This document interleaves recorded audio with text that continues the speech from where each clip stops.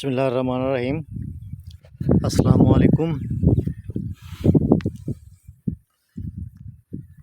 जी दोस्तों, ये फंजीसाइड की बीमारी है, ये जरासीमी। ये ऊपर वाइट धब्बे हैं और ये सूख रहे हैं धान।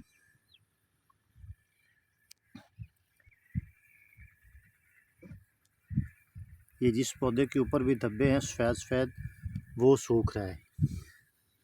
ये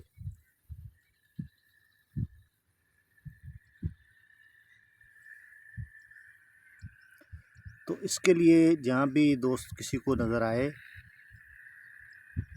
जिस भी फसल पे हो, ये मिली बग टाइप है, जैसे कपास को मिली बग होता है, इसको मिरट बग भी आप कह सकते हैं, और ये मिली बग भी है।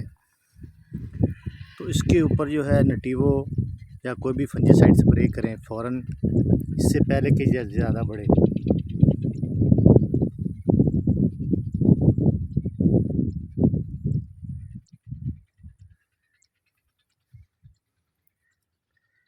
ये सफ़ेद सफ़ेद धब्बे हैं इसके ऊपर।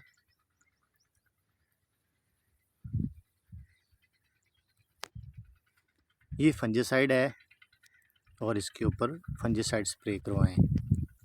शुक्रिया।